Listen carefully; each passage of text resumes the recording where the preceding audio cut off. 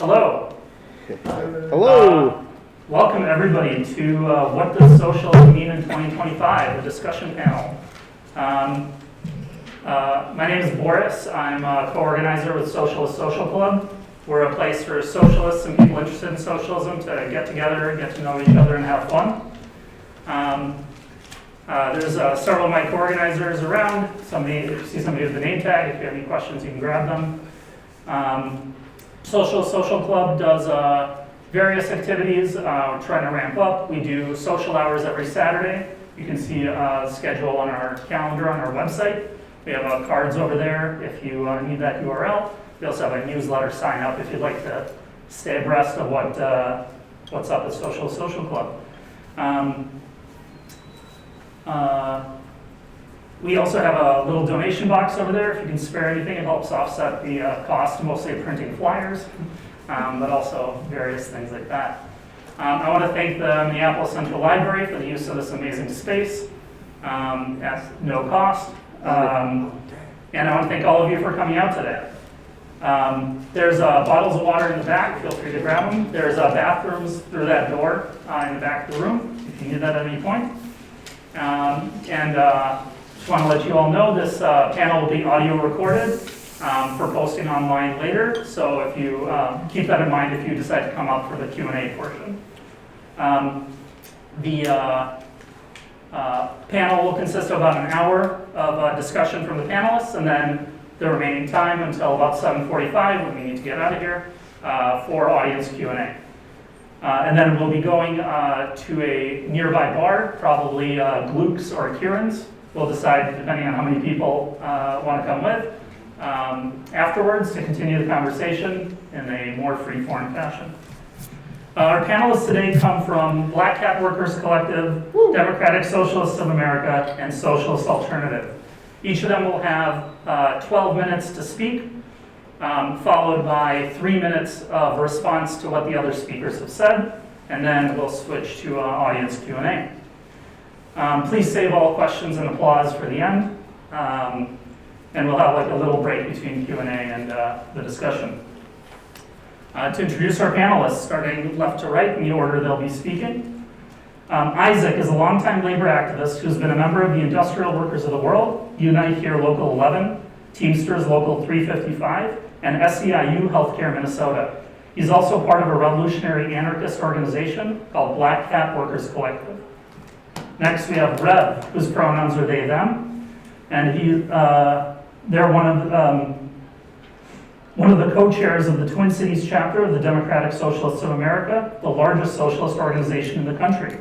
DSA is a multi-tendency organization with members and factions who come out of a variety of left traditions. Its goal is to build an independent mass socialist party through the approach of a party surrogate acting as a party but without a dedicated ballot line. Finally, we have Adam, who's a member of Socialist Alternative here in Minneapolis, a bus driver with Metro Transit, and a union member of the ATU Local 1005. Socialist Alternative is a revolutionary organization working to build a movement for a democratic socialist society. SA is campaigning for a new party of working people and fighting for an end to all capitalist oppression and exploitation. SA has branches across the US and is part of a socialist international with sections across the world. And now on to today's discussion topic. Socialism as a concept arose in the 1820s and 30s to grapple with the new relationship between society and the effects of the Industrial Revolution. For Karl Marx and the early anarchists, it seemed obvious that industrialization would lead directly to communism. However, 200 years later, we still live in capitalism, a concept which also gained currency in the mid-19th century. We ask our panelists to address the following two questions. Number one, what does it mean to be a socialist in the Twin Cities in 2025? That is, what practical activities in the present local context will lay the foundations for overcoming capitalism and the state? Number two, over the past decade, several progressive political candidates have sought and achieved state power and enjoyed the support of some socialists. This phenomenon continues, most recently with the Democratic endorsements of Zoran Mamdani and, until recently, Omar Fateh. Is this something socialists should be focusing their time and energy on, or should other forms of struggle be prioritized?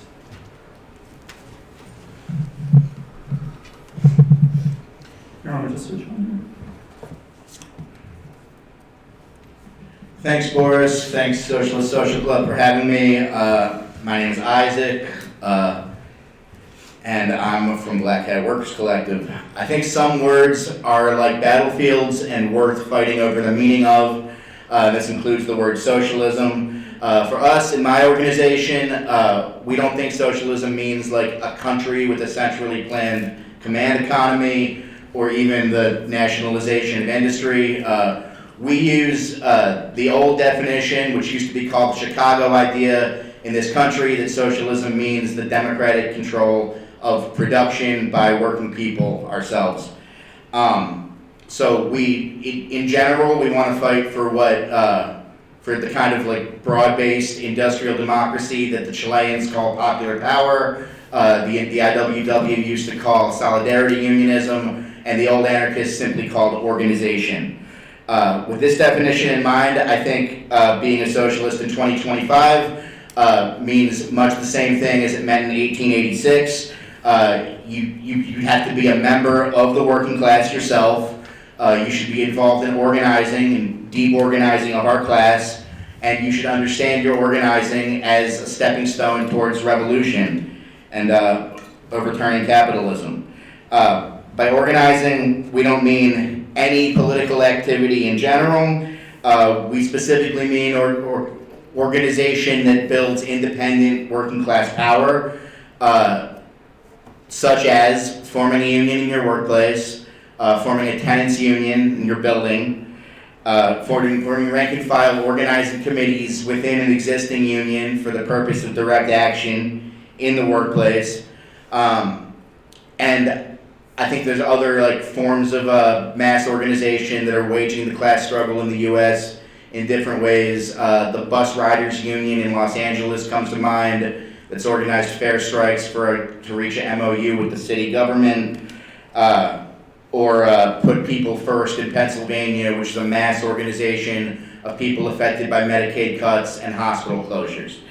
By direct action, I don't mean like chaining your neck to a bulldozer or something like that. I mean it in an older, iteration of the word. The United Auto Workers' first contract with General Motors was 1 mimeograph page long. It set wage scales and said that the UAW was the certified bargaining agent for General Motors workers. That's all it said.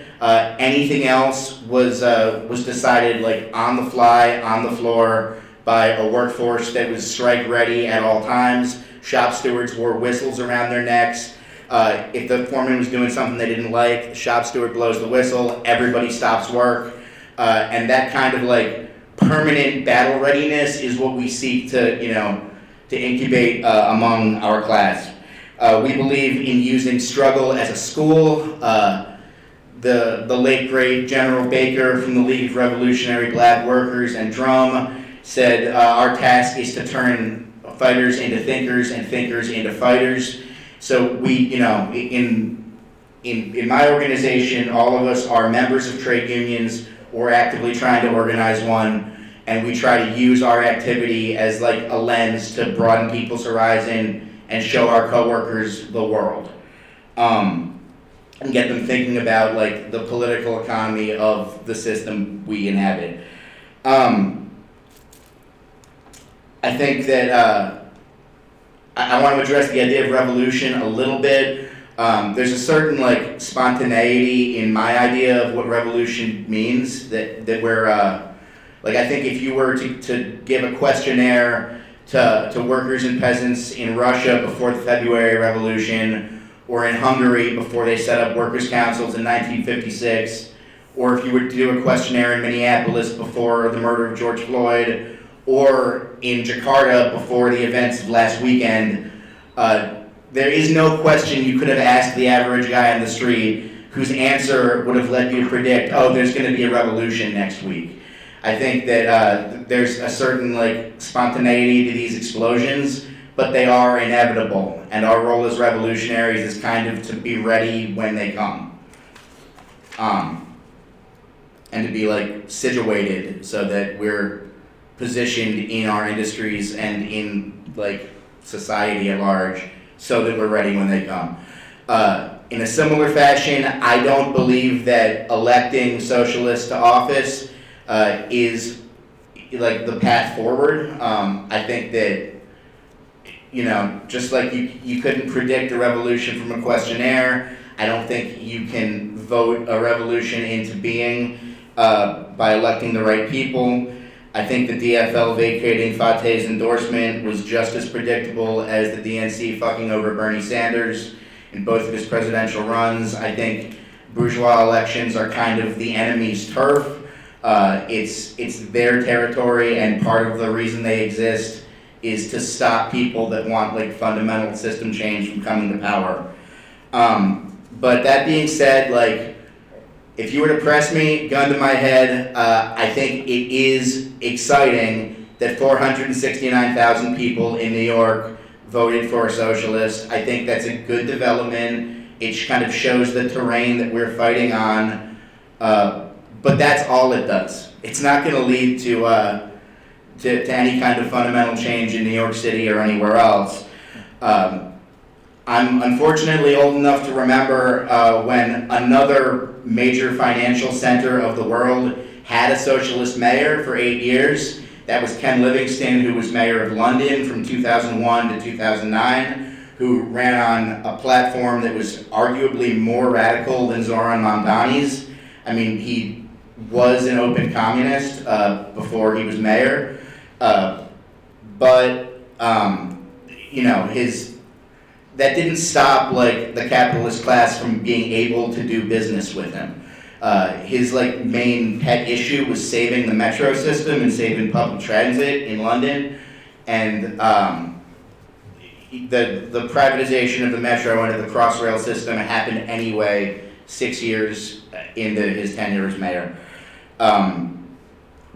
He also oversaw like the construction of more skyscrapers in London than any other mayor before or since, and we saw like a massive gentrification of the city that turned it into the home of Russian oligarchs and stuff.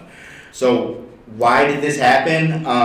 Well, I think we could ask Catherine Wild, president of a ruling class coalition called the Partnership for New York City, and a major power broker in the city. She's a board member of the NYC Economic Development Corporation and the Governor's New York City Regional Economic Development Council.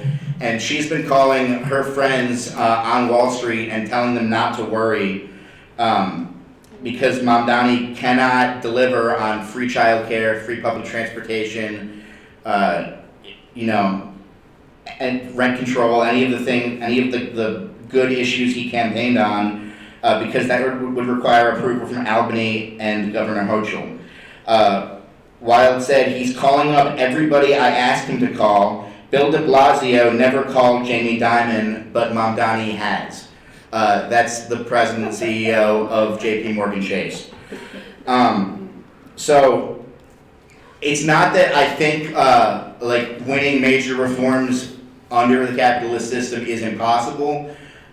In 2011, there was a mass movement in Vermont for single-payer healthcare, which a lot of unions and the Vermont Workers' Center, and unions, particularly UE, were behind. A lot of people got arrested at the Capitol, and they were up against like Blue Cross Blue Shield, the American Healthcare Association.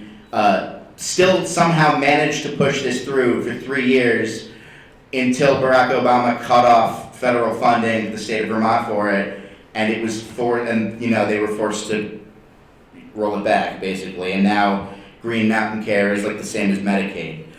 So I think like the game is rigged against us, and to get things like, you know, rent control, free public transit, free childcare, like you would need a massive working class coalition like capable of disrupting society in a really fundamental way at the point of production.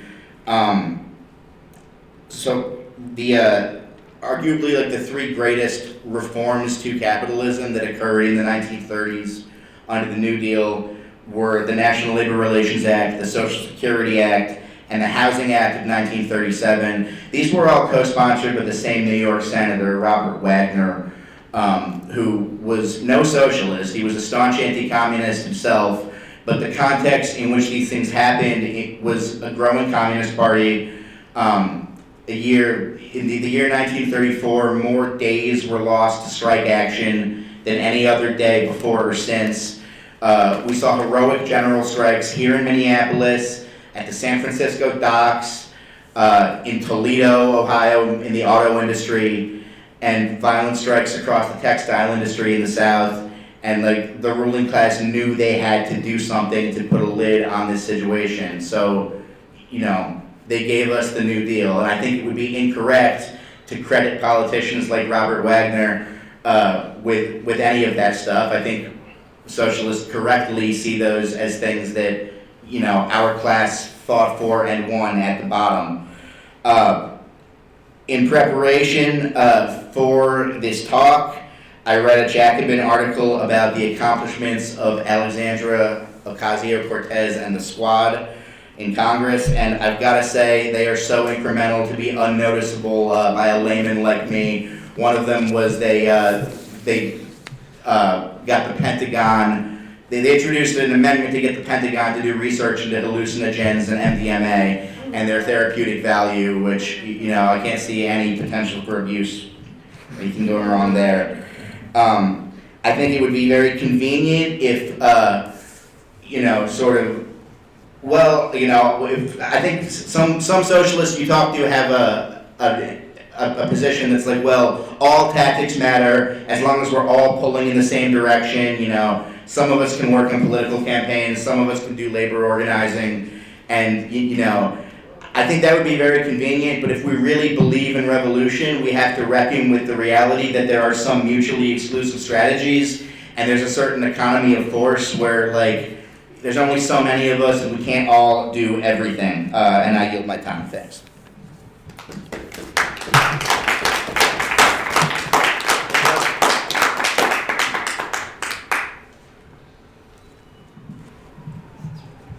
Okay, hello. My name is Rev. I'm one of the co-chairs of Twin Cities CSA. I'm kind of popping in last minute since James was sick, so bear with me on that.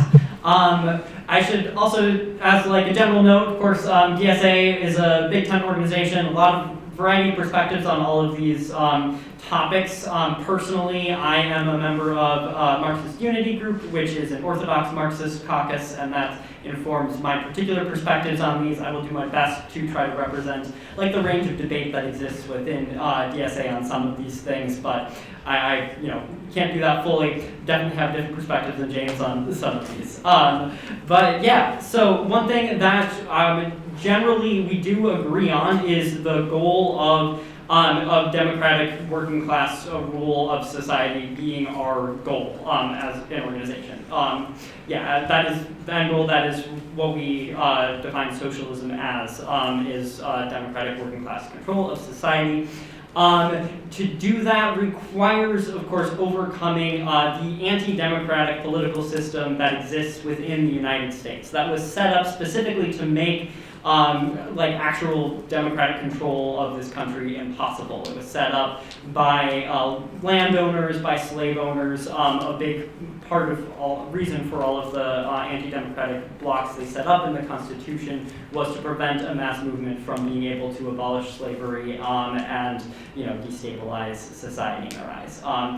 While the U.S. political system has changed since then, it is still fundamentally undemocratic and rigged against the working class.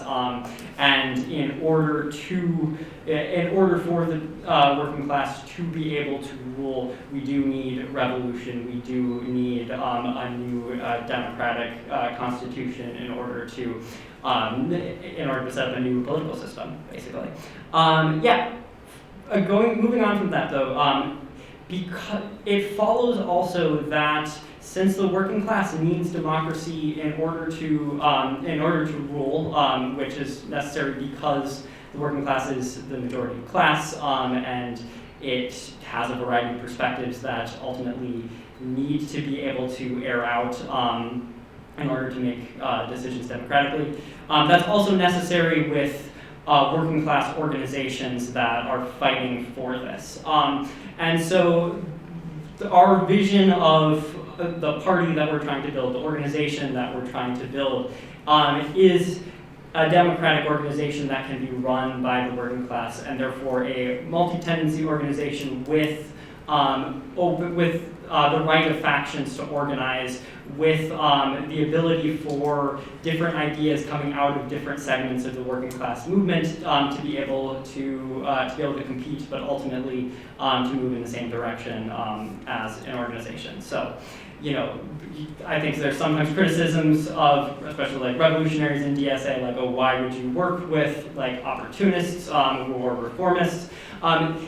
I don't think it's the kind of thing where we can just separate ourselves out from opportunism, because it naturally arises over within the working class and within working class movements. And if you build an organization that is not prepared to have those struggles worked out internally through debate and through democratic decision making, then you're actually making your organization more isolated and more vulnerable to pressures of opportunism or ultra-leftism. Also, again, before I go fully on to answering the first question, I want to answer a little bit of the implicit question in the starting paragraph, which basically, like, okay, we've been at this for 200 years, why don't we have socialism yet, even though that was the prediction. And I think that's something that all socialists in the world today really need to have an answer to and an analysis of. So basically, to me, the core answer for that is how the socialist movement abandoned the importance of the fight for democracy and the importance of internal democracy in the period following the Russian Revolution. And in the late 1800s, early 1900s, we saw successful mass working class parties be built up that were strong fighting organizations that brought the world to the brink of revolution after World War I. And then what we saw is some of them were co-opted and abandoned the fight for democracy in exchange for concessions from liberal bourgeois forces, and then you saw the left wing make a virtue out of their separation from the rest of the movement and clamp down on its internal democracy, on oppositional tendencies, and create those vulnerabilities that I mentioned, and ultimately be co-opted. So to me, that's an important part of the explanation for why we haven't won socialism yet, and we need to go back to that goal of building these mass working class parties that are internally democratic and are fighting for democracy as a core purpose of it. But what do we do like right now? And basically, right now, our fundamental goal needs to be class formation. So basically, turning the working class into a conscious fighting force, what Marx calls a class for itself. So a conscious force that is fighting for the end goal of working class rule of society through democracy. How do we do that?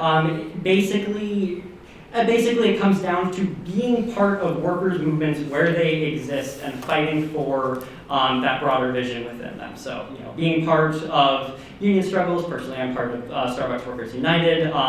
Being part of tenant unions, fighting for democracy within those, fighting to go beyond bread and butter demands and economism and towards a broader analysis of the need to change society.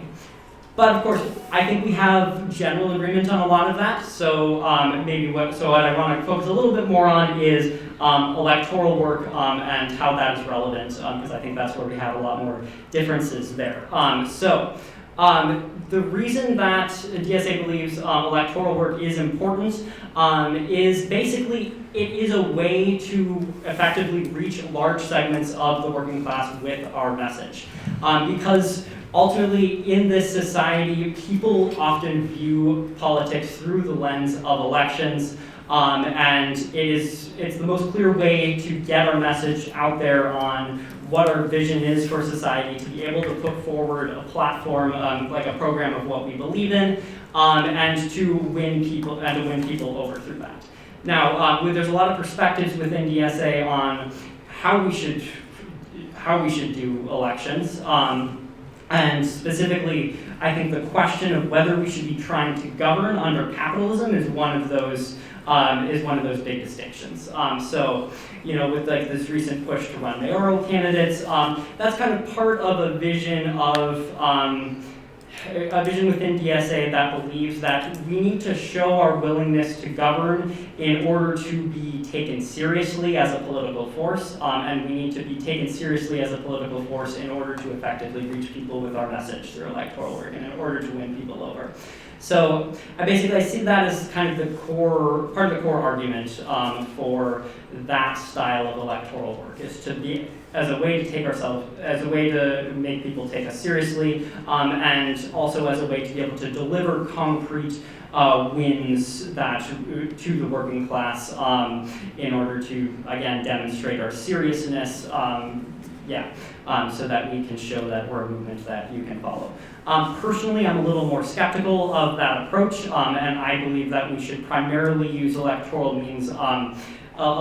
work as a means of critique of basically the lack of democracy in society, as a way to put forward our message, not in a way that compromises ourselves for the sake of reforms, but that points, for the need for a completely new system and for revolution. So I personally would prefer us to, rather than focusing on races like mayor, focus more on like legislative seats and like positions in Congress, for example, from where we could critique. A lot of the debates internally around our approach to the Democratic Party kind of come from a similar lens of basically, do we focus more on working within the Democratic Party in order to build coalitions that can win reforms, and in order to be seen as serious because we're working within an institution that is generally taken seriously as a political force, or do we focus more on critiquing the party and pointing out the need for us as an alternative? There's a variety of perspectives there. Within the Twin Cities,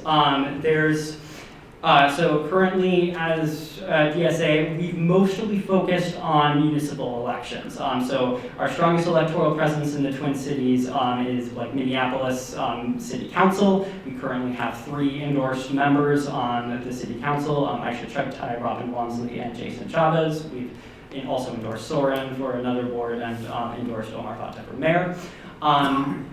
And I would say that the broad approach of our chapter has primarily taken the form of this, like, trying to take municipal governance and of trying to win reforms on the municipal level. And I think you can see that partially in, okay, maybe I'll try to get to that in the other question. Sorry. Again, I did not have time to fully put out all my thoughts beforehand. But yes, and I should wrap up pretty quickly. But yeah, I guess, so what it means right now to be a socialist in the Twin Cities in 2025, I think that we need to be working on building the foundations of a mass working class party. I think that having an internally democratic party with a range of perspectives is important. I think it's important for socialists to engage in electoral work. We have a variety of different views on what that should take. I personally think we should primarily use it as a way to fight for our program and put forward the need for revolution, the need for fighting for democracy. Yeah, thank you.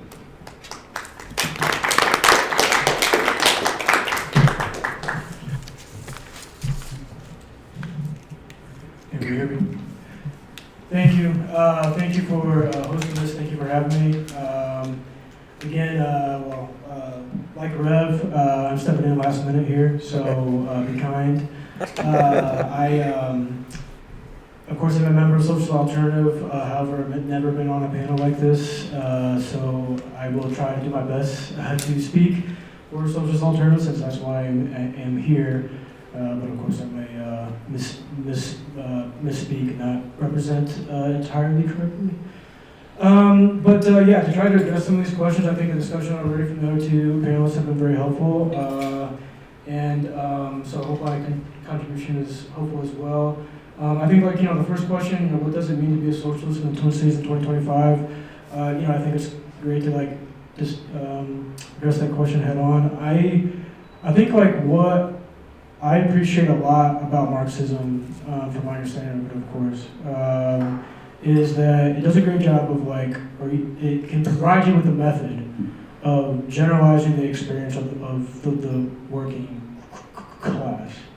And, I want to just recognize that I think our conditions here in the Twin Cities, I think, are very similar to the conditions of the working class across the country here in the United States. I mean, obviously, there are a certain set of particulars that have to be weighed up always. But I think there's also the danger, I think, of, I think the need to avoid localism, which I think can possibly, cut across potential solidarity that I think is inherent in the working class that we share, not just in the U.S., but across the world. And, for example, I think the working class can learn from itself in a lot of areas. For example, there's a New Left Party being formed currently in the United Kingdom. We think that is Social Alternative thinks that's very exciting. Like I mentioned, we're a part of an international. Our section in England and Wales and Scotland have been calling for a break with the Labour Party for, ever since the Corbyn wing of the party had been suppressed and the new Keir Starmer leadership came to power, and which instituted again this kind of new but old, what's kind of referred to as the Polarite or neoliberal character that the party had before Corbyn. And so the fact that this wing of the Labour Party is breaking off and forming a new Labour Party, very exciting, and I think that it would behoove us to pay attention to that and track those developments, because again, I think we're facing here in the Twin Cities and in New York as well a very similar question, right, of what to do with the establishment, the political establishment faction in a party that is beholden to the corporate big business and landlord forces, that is suppressing a socialist, a potential socialist insurgent campaign. And of course, that's a question for us here, and I'll go back to it. Obviously, movements in revolution have to start from somewhere, right? And so, like the first panelist said, who could have imagined that George Floyd, after the police murdered him, would have sparked a nationwide protest movement across the country to the likes that have been the largest in U.S. history. I think while there have been of course a lot of police murdering of black people across the country, like in a lot of iterations of Black Lives Matter, it was kind of I think a clear qualitative change, right? And in the movement for Black Lives there, that then expired or inspired similar protests, because again, I think the common experience of the working class is that police oppress everywhere under capitalism, and I think that was very clear with the nationwide movement after George Floyd's murder. But here in the Twin Cities, we in Socialist Alternative used our labor positions to launch a kind of a Labor for George Floyd banner myself in ATU, as well as other comrades in UFCW, but as well as in NALC, which is the National Association of Letter Carriers, which is one of the unions of the postal workers, the U.S. Post Service.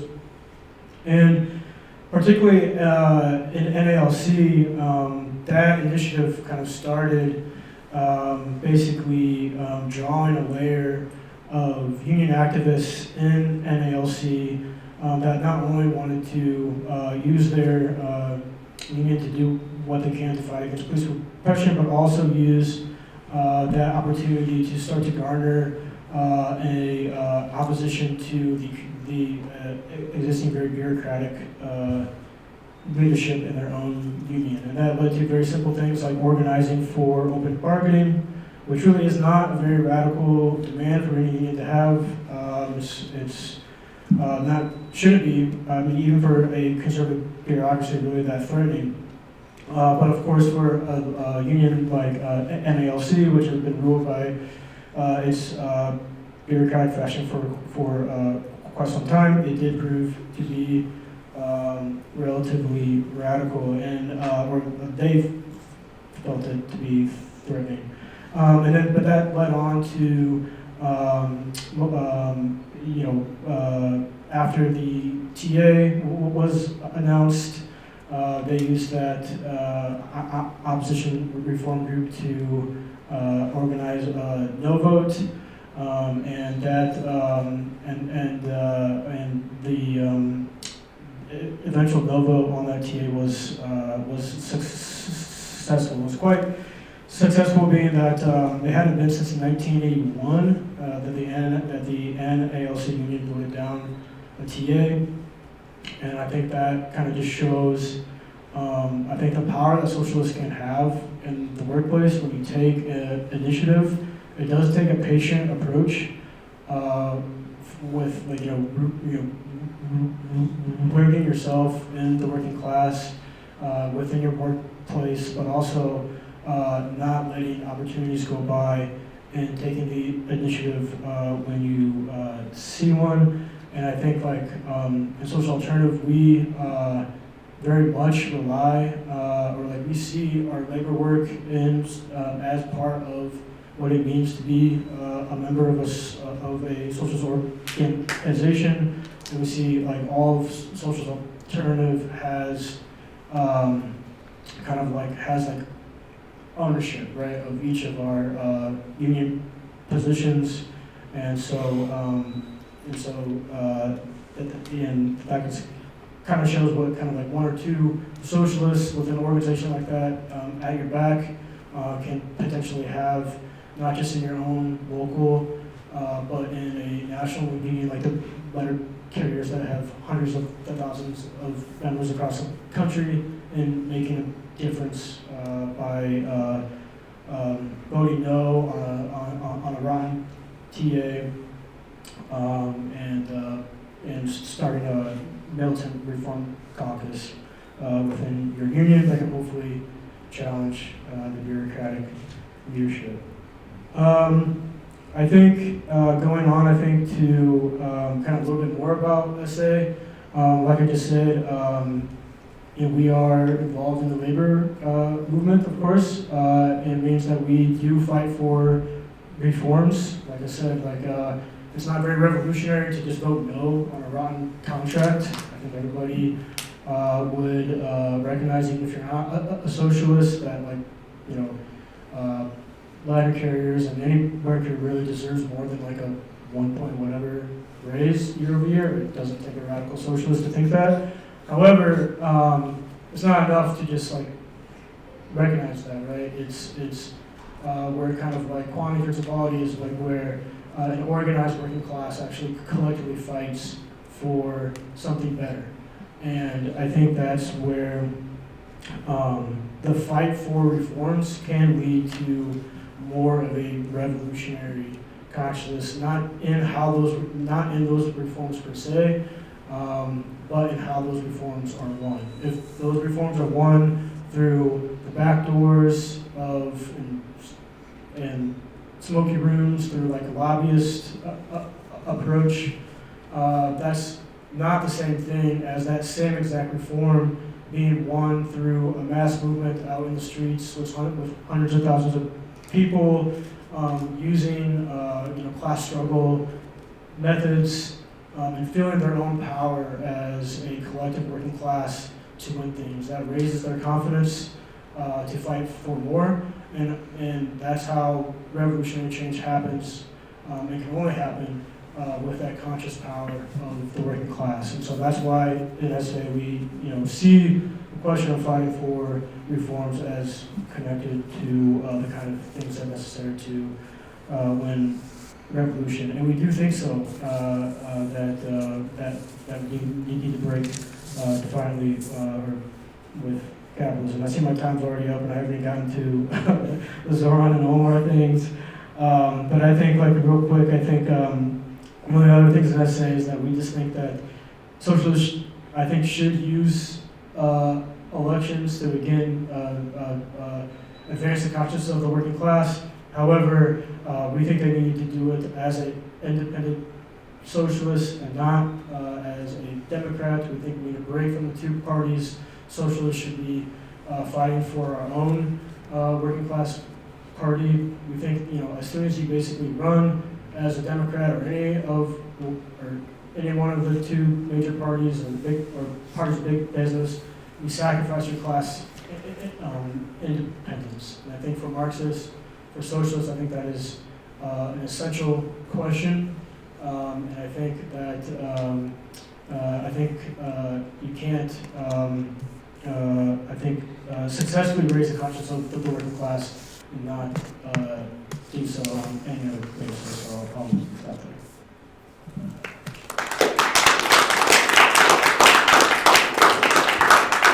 Thank you very much, y'all. Now we'll have 3 minutes for each of the speakers to respond to what the other speakers have said, or add any other remarks.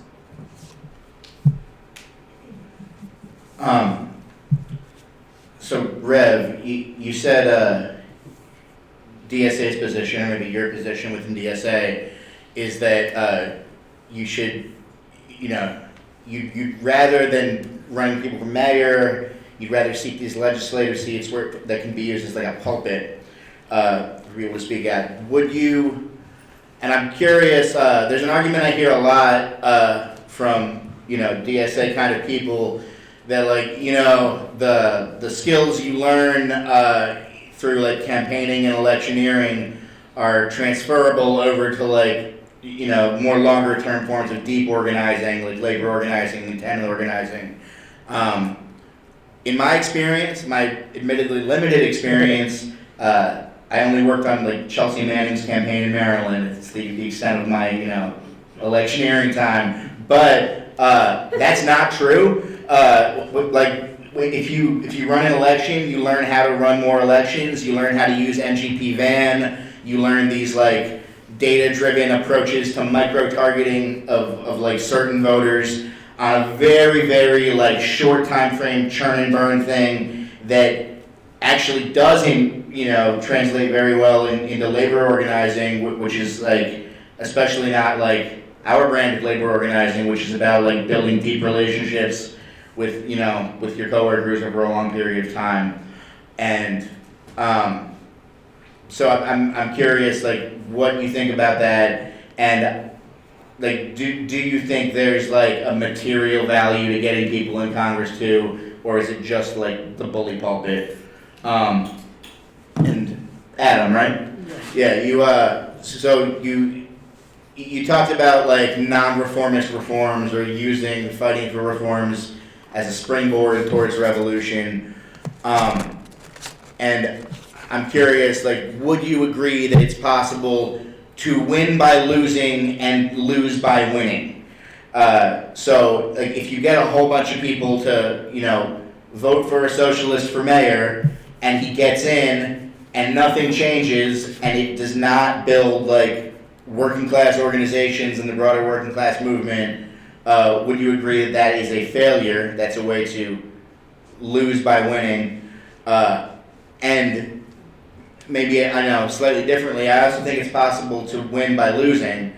And, if you, like if you wage a long, bitter strike that loses, but, people come out of it with like greater confidence and class consciousness and combativity, then I think that was worth it, Does that make sense? Yes. I was gonna, relate it more to the reforms thing you said, but my time's up.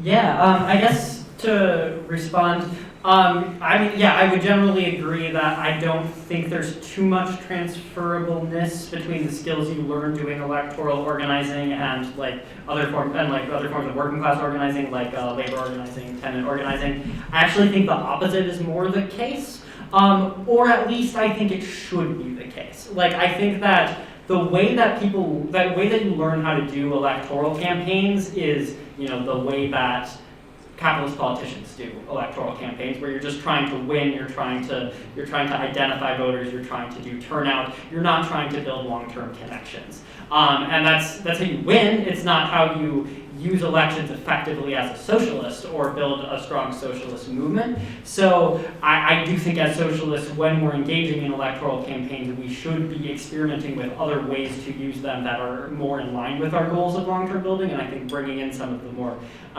long-term base building experiences from labor organizing and tenant organizing is one important way to do that. And it actually kind of gets to your point about winning by losing too, is that I think that winning an election shouldn't be the most important goal of any socialist electoral campaign.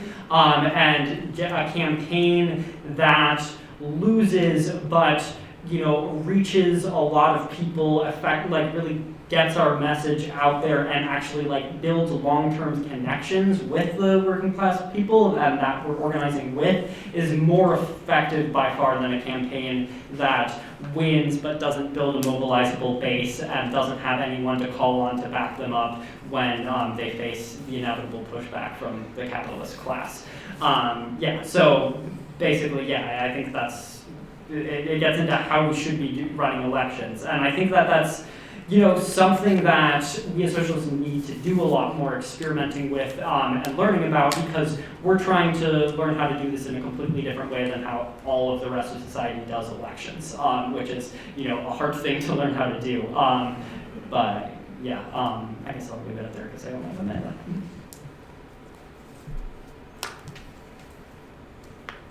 Maybe I'll just kind of use this opportunity to kind of get into some of the points that I wanted to talk about Zoran and Omar, and hopefully address some of these things as well in the process. I think, not only do I think it's important for socialists to, break from the Democratic Party and not only run but hold a seat as an independent socialist. I think using that seat to kind of build a new party is I think very important too. Obviously, here in Twin Cities, like Rev mentioned, there's 3 DSA candidates, but 2 of them are running or did seek the DFL endorsement, and one, Robin, did run as independent socialist, and I think that is a very kind of significant difference. For me, I'm very much more excited about Robin being in city council than I am for the other 2. And I think you can even go further and say that, for socialists kind of in City Hall, for example, when it was more than 1, there should be kind of an identified official kind of socialist caucus. There should be some kind of shared parliamentary strategy at the very least. There should be a commitment to voting together as a bloc. And I think where some of the socialists that have reached electoral victory have, I think, kind of missed that kind of second stage, where I think we could kind of advance further and kind of what it means for socialists to not just run for the office but to hold it. And I think Rev kind of touched on it earlier in their first comments, but the difference between mayor or governor and being a small opposition minority within a legislative body, I think is like I think should be recognized. Like when you're mayor, you are the executive governor, or like you are the executive government power. Like you are the final boss for example, if you're mayor, the city workers that are under you, and so therefore you are the boss at the negotiating table when those union contracts come up. So if you're a socialist mayor and you did not basically just let those city workers write their own union contracts when those contracts expire, like I think that's like a fundamental betrayal of what it means to be a working class representative in office. And I think that's like something that, and I think if we acted like that way, whether it's mayor or governor, it would really kind of expose like the fundamental rot like of capitalism, of like, and a lot of these politicians that say they want to represent workers, including even like the people in like people in the Republican Party, but what does that actually look like? And if we actually showed what it really meant to actually represent the interests of working class people using public office, like capitalism just wouldn't be able to basically sustain that, and it would kind of be like a kind of like an untenable, and it would kind of like raise the consciousness of working class people, I think, very fundamentally in that way. All right, thank you so much to our panelists. We'll take a couple minutes, stretch our legs or whatever, grab a water, use the bathroom, and then we'll come back for Q&A. So I'll ask folks to, I guess there's a small enough room, just raise your hand, I'll come over with a mic, and you can ask your questions. Yeah, so we'll come back in about 2 minutes. Please make sure you're asking questions. Please keep them concise. If you have your own opinions, views you'd like to express, we welcome you to the social hour afterwards, where you can talk to folks to your heart's content. So. Fair warning. So regarding the larger question of, it's 2025, why are we still fighting the fight that we've been fighting for 100 years? I'm going to pose this to all of you, but especially to Isaac. How much of that do you think is leftist sort of general inability to keep up with the times? Feels like a mean phrase. A slipping of like the modern nature of work and the working class. Because I know that I feel like I'm seeing a trend of traditionally union-heavy spaces, factories, retail, everything, are becoming more and more right-wing populist. And the sections of the working class that I see that are most amenable to socialism are areas where it is kind of hard to traditionally organize and even unionize. In-home care, gig economy, work from home, jobs of that nature. How do we sort of amend leftist organizing to include those people, and what do we do about the turn to right-wing populism in traditional union spaces?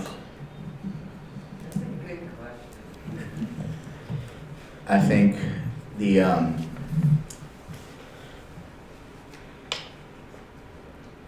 I think there are two reasons that our movement is so fragmented, and two like general big historical ones. One is the influence of like state capitalism and the Soviet Union, which I think was,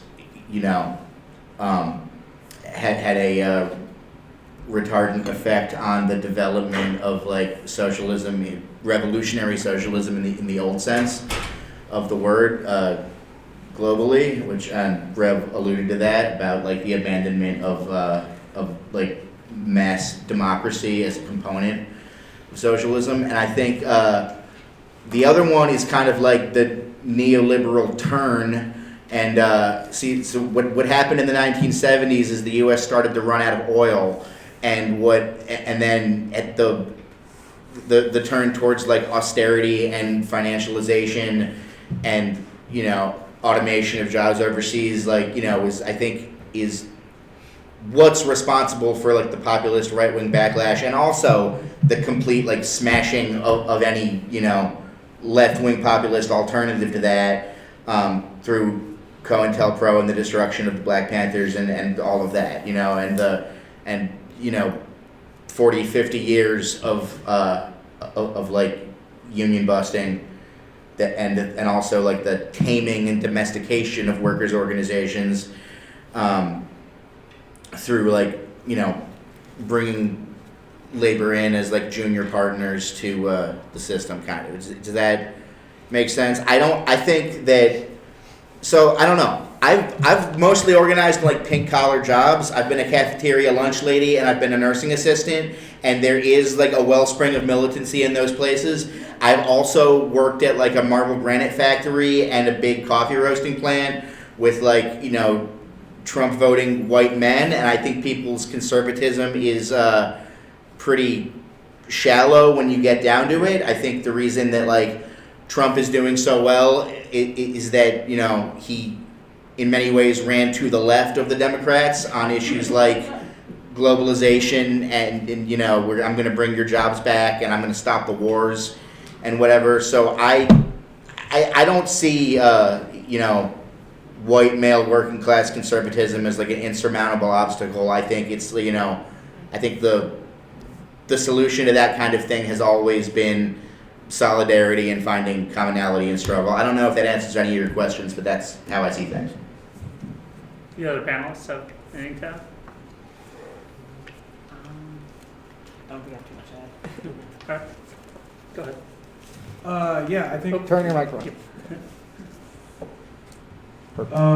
Yeah, I think like, you know, the two parts of your questions. I think the other panelists like have touched on this too, of course. But I think I think critically, I think why we're sitting here today still under capitalism, I think, is primarily responsibility of like the misleadership of the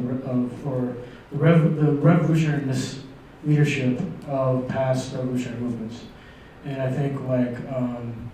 I think like a decisive turning point in history for me is like still like, you know, 1918, like not to get super nerdy historian about it, but I mean like, I think like, it's actually kind of scary to like watch a very similar revolutionary process unfolding in Germany just months behind almost an identical revolutionary process that unfolded in Russia. And I think that, you know, if, you know, the same, I mean, social alternative, like, we recognize that October 1917 revolution was a victory, and I think that same level of victory, if was achieved in Germany, you know, months later, would have like decisively changed the situation. I think the revolution in Russia was isolated because there wasn't that advanced industrial society that had a revolution. Marx predicted that the more advanced a capitalist society, the more favorable it is for socialism. And I think like the reason why you had the bureaucratic Stalinization of Russia was mostly because where the revolution was successful was where capitalism was at its weakest. And if, for example, in Germany, where industrial capitalism was one of the strongest, the two socialist states could have linked up, and I think we could have had much more advanced, healthy, democratic socialism that I think would have fundamentally changed where we're at today. But obviously, you know, there is no final crisis. There is no final crisis of capitalism. Capitalism is riven with contradictions, but it's not going to collapse on its own. It's going to fall into crisis after crisis after crisis. But unless there's a conscious working class with revolutionary leadership and revolutionary organizations there to overthrow it, we're not going to have the final showdown. And I think you're referring to, just real quickly, the heavy battalions of the working class, I think, is missing per your question, kind of like missing in the equation. I think there was not too long ago a UPS or a UAW strike. There could have very easily been a UPS Teamster strike at the exact same time. I think when workers like that move in the struggle, and we see two of the biggest unions striking, I think that could have decisively changed the situation. I think that really would have advanced consciousness among the white working class, among like in these groups that I think would have led to a better place than where we are today. Not to say that the UAW strike wasn't a victory, I think it was. Not to say the UPS contract isn't a good one, but I think like more could have been gotten out of that situation. And I think like too, when we talk about the battalions, I think we have to look at Amazon warehouse workers, where in my limited experience of engaging with Amazon warehouse workers, you have those, in my mind, Amazon is where like the heavy battalions of the working class are. And shutting down Amazon, I think, would be huge, and those workers are in a critical position to actually shut down capitalist profits. And in those warehouses, you have immigrant workers that don't speak English. You have young people. Yes, they're precarious. Yes, it's hard to organize, but those are a section of the working class in the heavy battalion category that I think have a much more progressive consciousness that I think we give credit to. Thank you so much. Any other questions? All right, Kip here. Yes, not really a question. But you can respond to what I say. As long as it's very short. The first thing is just to your question on the like who's powerful and who isn't. You could see with COVID, frontline workers, from Amazon to rail workers to airline workers to packing house workers to healthcare workers, had enormous power because if they didn't show up, things really went to hell. So that tells you something about where power resides in society. Not to interrupt, could I clarify a point about my question? So my question about Quick, conversational. I'm so Very sorry. quick. To clarify, Amazon workers, railway workers and everything, are still in my kind of mind like traditional heavy like bulwarks of the working class. But a lot of folks who, so for instance, I work in childcare, and I'm an in-home childcare worker. And a lot of folks who have come to me for like help with their working situations, and who have expressed interest in socialism and in like the benefits of socialism for their workplaces or their fields, are people who do not have a lot of coworkers, do not go into like a traditional office space, or like traditional warehouse space, like are cut off from other workers through the course of their work. What do we do with those people who seem the most interested in, and frankly in some ways very needed, in the socialist movement? What do we do about workers who don't have a lot of coworkers to unionize with? Okay, I don't want to get into a total back and forth. Sure. Please do, if you address the panel. Yeah, for the panel.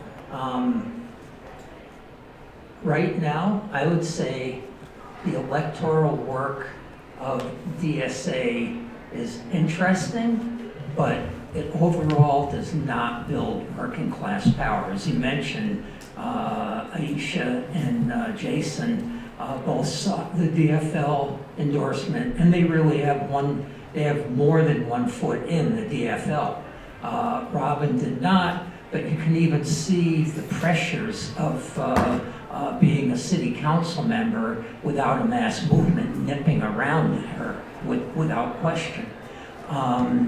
And you can see in St. Paul, some of the people who sought the endorsement of DSA have completely gone off the rails.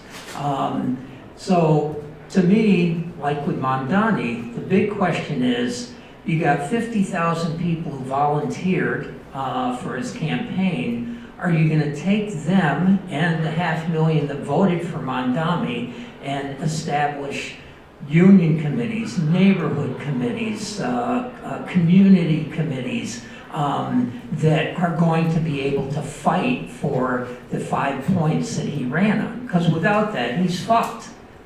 They will either win him over to the capitalist side or they will crush him. I think even though it didn't go as far as it probably should have, and sometimes Shama Sawant didn't show the best political judgment, some of the things that Shama Sawant did as a socialist city council member in Seattle were exemplary because they did build a degree of working class power. So to me, that's the question. Not whether elections are good or bad or electoral. Is what you're doing build working class power deep into the class? Otherwise, don't do it. We'll let Rev take the answer first. Yeah, sorry, let me just think for a second. I think it's true, and I think like one of the contradictions that we have in DSA is that I mean, a lot of the people who are seeking our endorsement, and also just a lot of people who are kind of sympathetic to socialism and sympathetic to DSA specifically, are also basically true believers in the Democratic Party. And like it is, part of our challenge is how to break that, essentially. And I think like, okay, sorry, let me think a little bit more.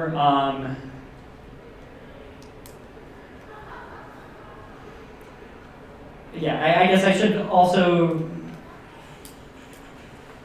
sorry, I didn't have all my thoughts in order on this. What if we let Adam answer, and then we can come back to you in a second? I guess to not make it weird and awkward, I should address Shama. Shama was a member of Socialist Alternative. She has since left Socialist Alternative, started doing religious co-worker strike back. However, I think it's safe to say in Socialist Alternative we're still very proud of the work that we did in Seattle, still very proud of what we achieved with Shama's seat. And I think that we would still stand mostly on the legacy of what we were able to accomplish in Seattle, because I think like what's really important and what I would appreciate, I appreciate every time Sean said it, that the victories that we were able to achieve in Seattle, renter protections, $50 minimum wage, et cetera, wouldn't have been, it isn't because she herself, the individual, is a good politician. And I think it wouldn't have been possible without an organization like Social Alternative at her back. And that's what I worry about, whether it's Zoran or Omar or even Robin, right? Where it's just like, even Robin is an independent socialist candidate, but to not have like an organization fully, that she's fully accounted to in the same way, I think kind of leads to feeling the pressures of bourgeois office. And I think too, what I always appreciated what Shama always did was she just broke the barriers of what like bourgeois politic norms are supposed to be, right? Like you always hear candidates for like Congress or whatever say like, I represent all my constituents. Like it's like we're just like this heterogeneous community in my constituency. Sean was like, hell no. Like, there are real class divisions in my district. And Howard Schultz, the CEO of Starbucks, happened to live in her district. She said, I do not represent the interests of Howard Schultz. He happens to live in my district, and I do not represent his interests. I represent the working class people, not just in my district, but working class people across the country. And, she weighed in on the UPS Teamster contract and said, yeah, UPS Teamsters should vote no. This was like not the last couple of years ago. People were like, why is a city council member in Seattle commenting on a union contract? And it's just like, because she in her position sees herself as a tribune of the working class, wherever the working class is, and not her, and not to get, not to pile on too much, but I also, I remember like Judith Salazar in New York. There's the Amazon headquarters that was opening, and it happened to be in AOC's district, and AOC was like leading some protests against it. And Julia Salazar didn't involve herself, didn't participate. People were like, why aren't you there? She's like, oh well, this Amazon warehouse is just gonna be like right outside my district lines or whatever. And it's just like that's a failure, and that's a failure of actually advancing the working class, and limiting yourself to like the what, like, I mean, as a socialist, you should not be bending to the rules of capitalist office, essentially. Rob, if you had more to say. Yeah, okay. So I think there's kind of two main aspects of this, which is one, like being able to build an organization that I'll say first one is having candidates who are bought into the movement and are running, are really specifically focused on the broader end goals of the movement, and that's why they're running, and they want to keep themselves accountable to it, and then at the same time building a movement that can hold them accountable and has the power to stand up against capitalist pressures. And you really need both, and I think that's one of the issues we run into a lot with DSA campaigns is, on one hand, we end up endorsing a lot of candidates who don't really see DSA as their political home. They see like the Democratic Party as their political home, and I think the strategy that a lot of the people who want to support them have in mind is basically that we should just focus on making DSA a strong enough political force that we can overcome that gravitational pull. I tend to think that doesn't necessarily work super well, especially at the level of power that we're at right now. I think we really do need to be running candidates who intentionally are looking for something to hold them accountable, and and not trying to go up against someone who doesn't actually view us as their main political home. So I think that's one of the significant issues we run into. At the same time, if we don't have an organization that's strong enough, even someone who is fully invested in the movement can absolutely be co-opted by all of the pressures. We need to have both, and we need to be thinking of some of these strategies for how to engage people who are out supporting our candidates. I would love to see us one of DSA's strengths is we're really good at getting a lot of people out to door knock, and more effective than the Democratic Party at that, and that's one of our advantages. But I think we could do more about how do we engage all of these people. How can we have core political education, mini political education trainings that are our large door knocks in order to get people more engaged, things like that. To keep us going. So I think that's part of it. And I kind of also, as I mentioned a little bit, and I was trying to figure out how much I want to try to represent all of the different positions that exist, which was a little bit of why I was pausing there.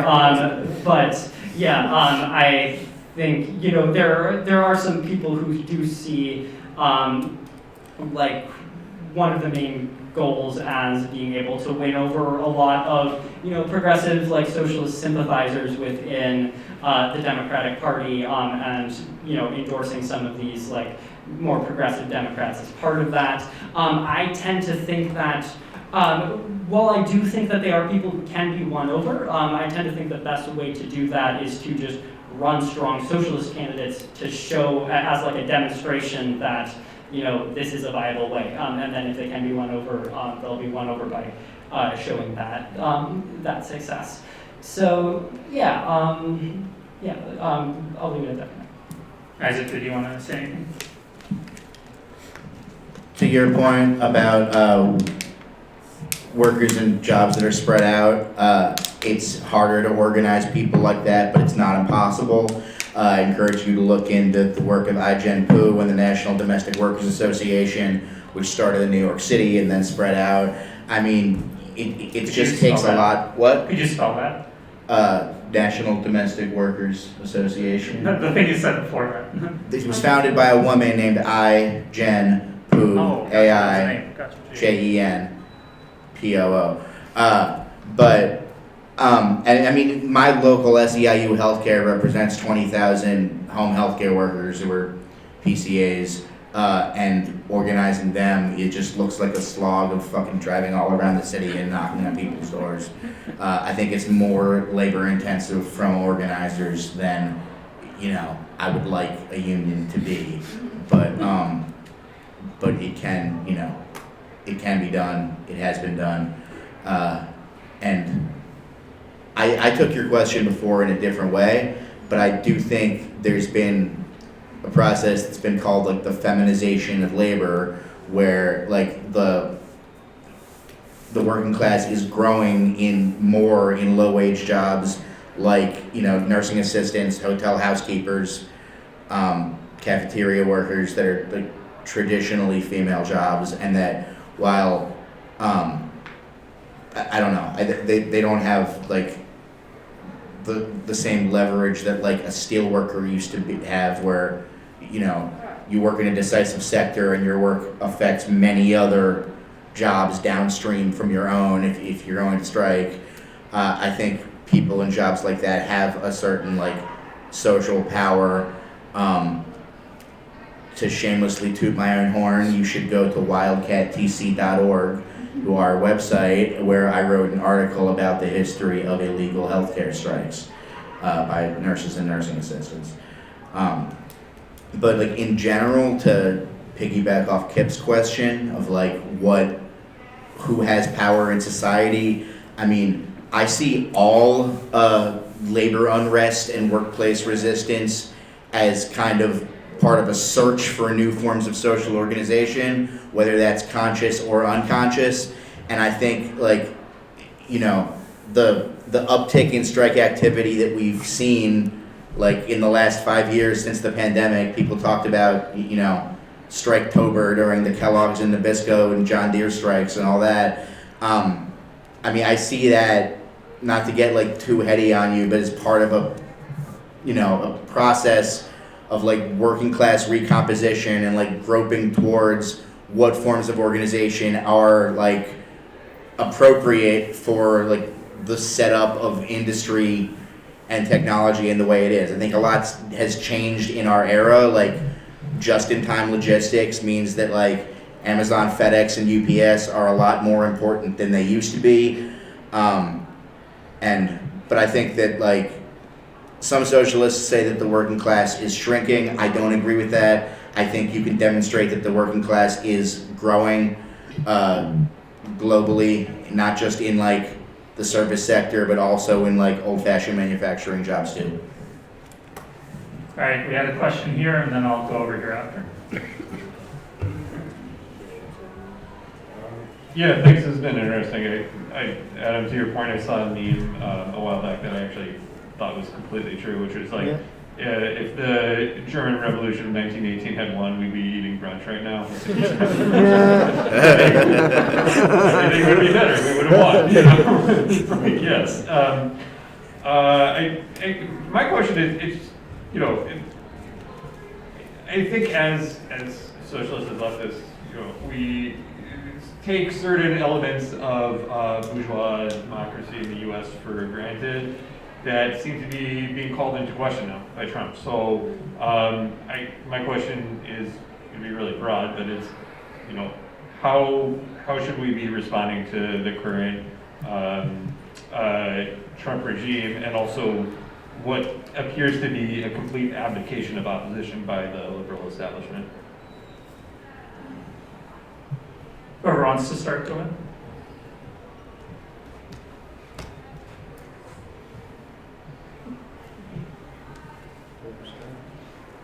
I can start by showing what not to do. I think Sean O'Brien going to the RNC to try to, I'm not sure what, at the Republican National Convention, I think is a mistake. I think the New York Times wrote this really good article on Labor Day about Trump is the most anti-union president that we've ever seen, but yet the unions are really not fighting back. I mean, the assault that Trump is waging on federal unions alone puts Reagan's PACO strike making pales in comparison. And everybody talks about the 1981 PACO strike as being this watershed moment for labor and throwing back labor decades and work class consciousness and stuff. It's just man, here we go again. And then I'm sorry, I get the Sean's confused. I don't know if it's Sean O'Brien or Sean Fain at UAW.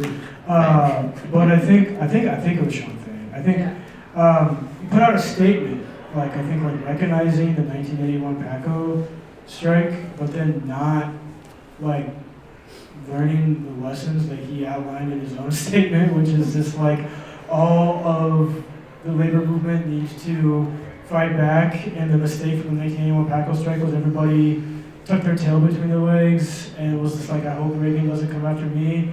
And it's just here we are again doing the exact same things, but somehow the union leadership is also, it's just very frustrating. But I think, anyway, I think that in some ways, I think the kind of illusions, I think that, what if a Bernie Sanders figure would have won, that would have potentially hemmed in, something like what Bernie Sanders could do from a more bourgeois liberal establishment in their institutions. I think we're supposed to as Americans see these institutions as these hallowed sanctuaries that we cannot violate. I think what Trump has done is shown the completely paper-thin weakness, paper tiger if you will, of these institutions. And I think that I don't think Trump in the right-wing reaction, or however you say, will be, of course, reign 1,000 years, right? I think there will be an opportunity, for example, Zoran shows the potential of the left-wing counterattack, right? And I think we will be in a position again that actually has, what you want to call it, progressive social democracy or whatever, really in power. And I think to use a bit of what Trump has exposed is that just because Wall Street has a sad day after he announced tariffs, he doesn't care. He used to be more hemmed in by these institutions, and I think it just shows that when the sun will set on this reactionary hellscape that we're living through. I do believe that. I believe it because it's the progressive power of the working class is why I believe that, essentially. And when our day comes, I think we cannot, we must demand of our leadership, demand of our leaders of the movement that they can't bend to the pressures of these capitalist institutions, and just opportunistically, if nothing else, point to Trump and say, look, he's shattered all our norms, so am I, but I'm doing it for the interest of the working class.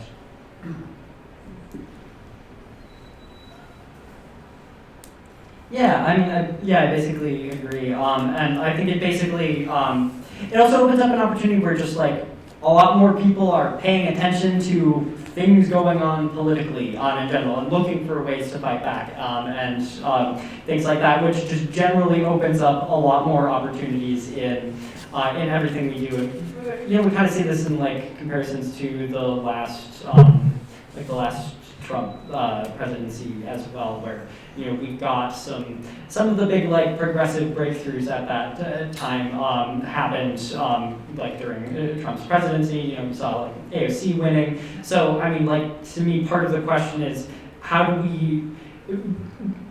But of course, then what happened, right? Is we had like a bit of a rise, a bit of an opportunity. And then, Biden was elected, and people kind of just tuned out, and then we kind of were left to deal with the contradictions of having like elected a bunch of progressives who are now like, well, I guess I'm part of the Democratic governing majority now, and we had to figure out how to deal with that. So I think part of what we need to do is figure out how to use those opportunities, but prepare ahead of time for that and not end up in that same situation. So like, so basically I do think that there are opportunities for electoral breakthroughs because of this, of socialist candidates running on alternative ways to fight Trump, on the failures of the Democratic Party to do so, and highlighting that the like democracy that he's attacking isn't in fact very democratic at all and enables him, but making focusing on making sure that the people we're running in the ways that we're running them are not trying to set up to be the alternative leadership of the Democratic Party, which I think is unfortunately what we're seeing with Zoran, is like the narrative of like, oh, I'm just like the new face of the Democratic Party, and I think we're kind of setting ourselves up for the same situation that happened last time. So so I think that's one thing we need to be careful of in our reaction. I also think it opens up opportunities within the labor movement, because opportunities for new like rank and file movements to appear and start working on ways to fight back, since like a lot of labor leadership isn't necessarily doing that. Also though, there's the whole thing about the 2028 general strike that's been going around. I'm not sure how confident I am in that being a thing, just based on past experiences with general strikes being planned, or things that have been talked about general strikes being planned. But I do think it is an opportunity to get people within the labor movement talking and planning and preparing for opportunities that might arise. So it opens up a lot of opportunities. There's a lot of things we need to be careful of, because I think there are things that happened last Trump presidency that ended up causing problems in the long term.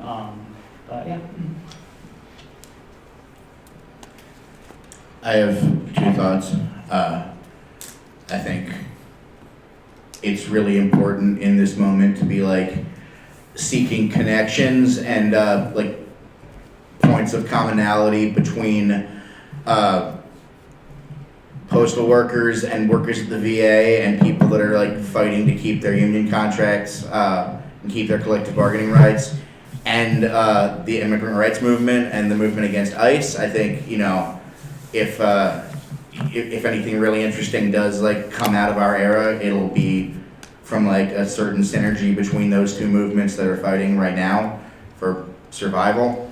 And also, in 1901, President William McKinley was, never mind. You just have a question? I'll go quick. Right here. Okay, thank you. I just saw you raising your hand. So my question was, so you're seeing in this era, we're seeing more and more socialist candidates, people who either socialist candidates or people who are happy to be endorsed by socialists come forward. And what we haven't, and Kip talked a bit on this, is like you're not necessarily seeing, I haven't been seeing calls from these candidates to democratize governance, to democratize our workplaces. I haven't seen So I've heard from folks up here that elections provided this opportunity to spread socialist ideas. Well, the core of socialism is democratic governance of ourselves and our lives, and that hasn't been really brought forward. So if you're having these candidates, they're running and they can get elected, is it a benefit to the broader project for socialism to have these folks elected when they're not, like Kip was saying, building these movements to actually be able to be held accountable? And again, they're not talking about the core aspect of socialism, of democratized workplaces, democratized society. Is that a benefit? So are these candidates in that context a benefit to advancing the struggle, or are they a detriment, especially if they're unable to deliver on those promises?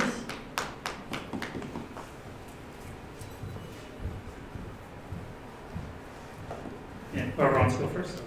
Go Yeah, no, I think that's a really good question. I think it kind of gets to, I think, kind of like maybe some like the nitty-gritty cheeks that I think is worth to talk about here. I think like, for example, like I think there are real differences between Zora and Omar, for example.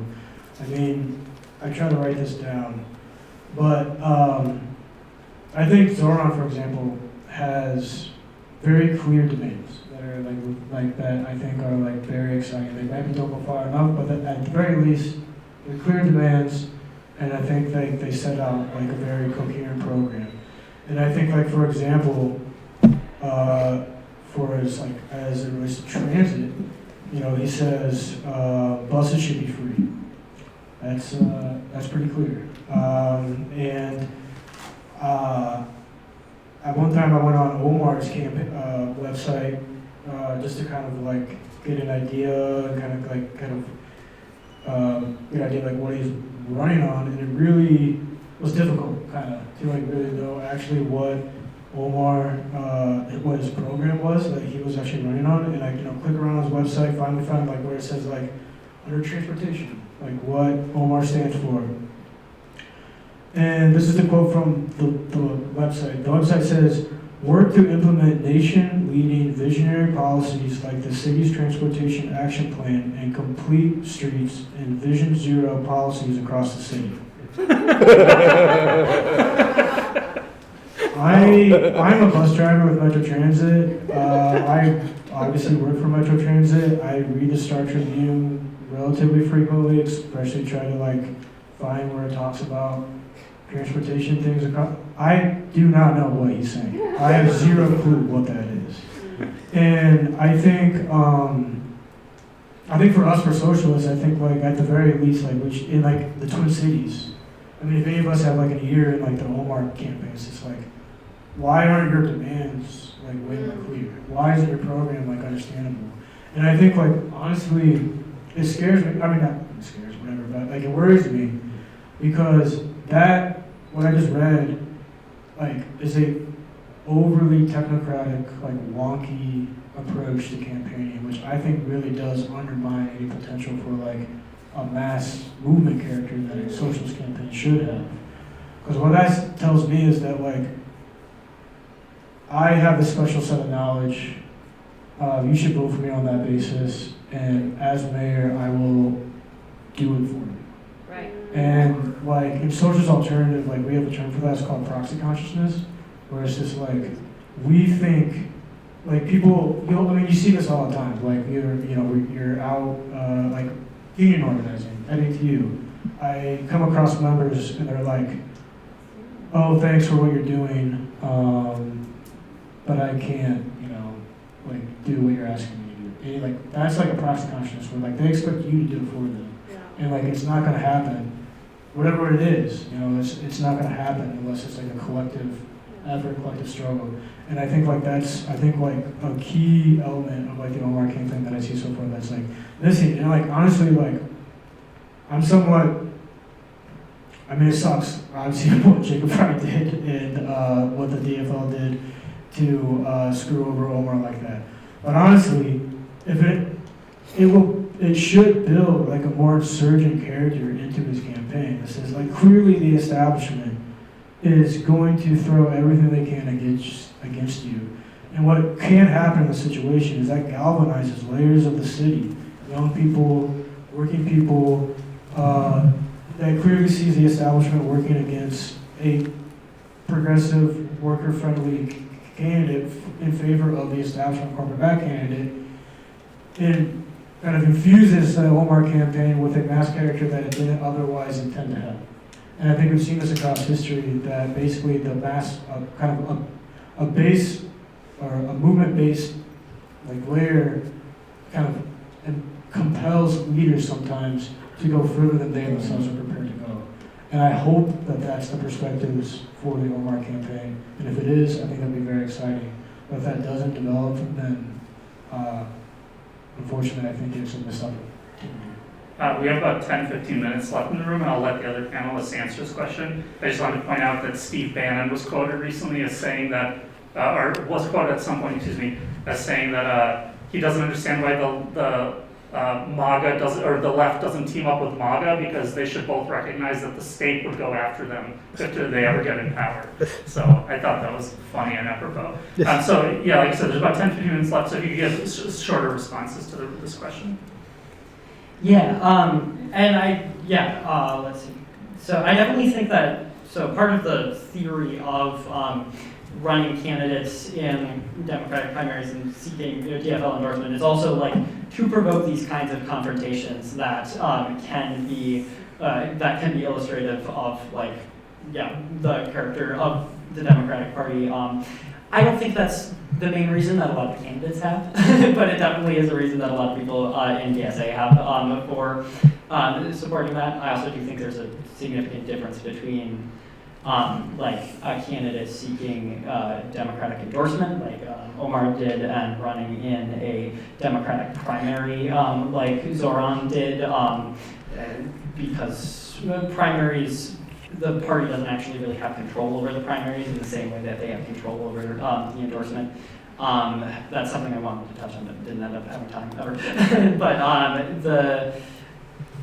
so let me figure out where am I talking about again? Sorry, could you?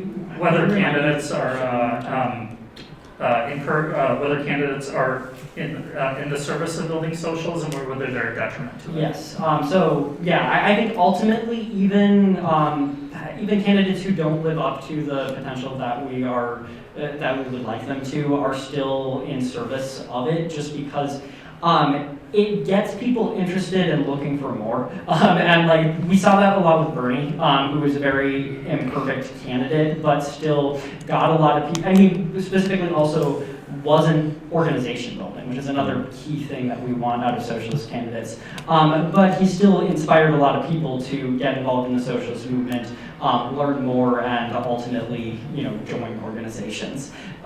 He did also, though, have that emphasis on not me, us. He had that. He was specifically going against the whole proxy consciousness thing we were talking about, which is a great term. I'll have to remember that one.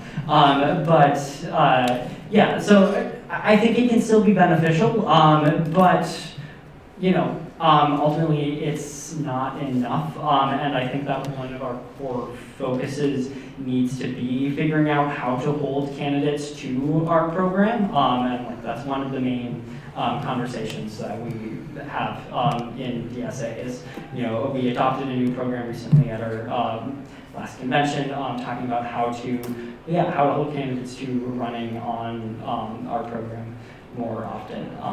And I don't think we're there yet, but I guess I'll stop.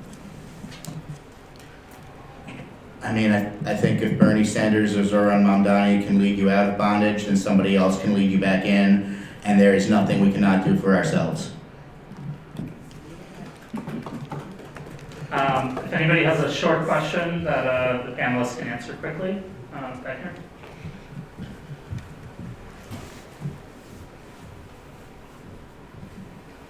I actually don't know if this is a short question. So. I guess this is, I guess it's sort of a broad question. Short questions. One thing that, at least for me, that I've been reflecting on over the last couple of years is what has felt like to me, like as a communist in America, like kind of a major failure to meet the moment in regards to like the genocide in Gaza, and which I think really represents like a really acute and like jarring, shocking sort of like manifestations of like the contradictions of like American imperialism, and also has been like, I think, at least for a lot of young people and people of all generations in this country and in the West more broadly, like sort of really, I feel like there's been this like big chasm between like mobilization of like people and like the amount of public sentiment against this. And I've been like struggling with like why we on the left haven't been able to like do anything like materially about what's been happening. And yeah, so I guess like sort of one of those things is like specifically labor and like why we haven't seen like labor action for Gaza, and if that's like, I guess my question is that something that's broadly worthwhile to like try to organize around? And if so, like why haven't we been able to? And yeah, I guess just like trying to bring it to like a more of an internationalist viewpoint of like how to connect like American leftists and just like the American public more broadly with like the world and like the sort of masses of oppressed people around the world. And before the panelists answer, if you could just look around, make sure there's no water bottles or paper left on the ground, because we got to be out of here at 8 sharp, because the library closes. So if we could get a few minutes of answer from each panelist, because like I said, we got to be out here right quick at 8. So. You mind if I go? Actually, yeah, if Isaac could go first. I mean, I think we don't have like a robust and fighting labor movement in this country yet that we need to do that. There have been some like heroic exceptions, I think, like when ILWU Local 10 refused to load a ship that was bound for Israel, or when like Google software developers and the Alphabet Workers Union, like 50 of them got fired for protesting against Google's contract with the Israeli government. So I think like they're saying the library's closing on that okay. thing, I think, or something.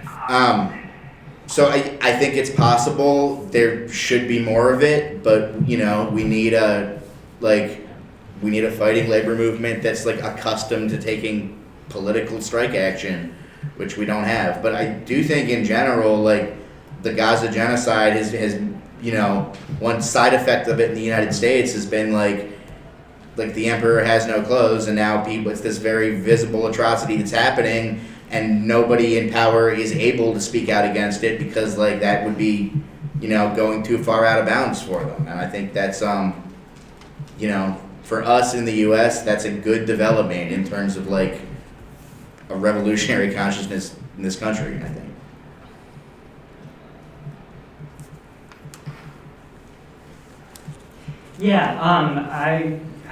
I mean, it's hard for me to think of exactly like, okay, looking at specifically where could we economically have a significant impact, and what are the, you know, labor forces available there, and like, you know, I don't have a complete map on that, and I'm not necessarily sure. Yeah, I'm not sure like how we have the forces to be able to do that materially in a significant way. I do think, though, yeah, I mean, like, I agree with that. I think it's been important for consciousness, and also just like within the labor movement, like even being able to take more symbolic protest actions and just unions having statements of solidarity, I think is still like a step that we can take that's important for raising consciousness about it, and just generally creating more of just more of an anti-genocide movement that is organized, even if you're not able to directly intervene economically right now. But yeah, I should just say, like, I don't feel like I have a good answer to this at this point. Yeah, I mean, I think like basically Isaac outlined it, and I think it's correct, is we have to basically build towards what it might look like for the position that we're in the United States, in our class, what it would take for us to try to have like material impact in shutting down this Gaza, this genocide in Gaza. And I think, you know, one example of dock workers like not shipping, you know, containers and ships to Israel, I think is a good thing, but it just happened. Like, how can we build to that happening, like on mass at a mass scale? And I do think like if U.S. dock workers just refused to load any ships headed for Israel, I think this war would, or this genocide would, I think it could stop. You know what I mean? Like on that basis. And I think that I think that's the power that the working class has. And you know, I think not just the workers in the United States, but like the international working class doing that everywhere, I think will go very far. But obviously, the plus that the U.S. has in supplying Israel, I think, is significant. And how do we build to that? I think that's a separate question. I think that's a much harder question. But I think I support a vision of what I think it would take to stop the genocide. I think something like that. And of course, all the technical support like Microsoft or not Amazon Web Services or who have you that support this as well, or support the Israeli state as well. If those workers refused to, by going out on strike or doing walkouts in clear solidarity with stopping the genocide in Gaza, again, I think that would have a clear material effect. But how to build to that, I think, is kind of like the hard part. All right, let's give our panelists a round of applause.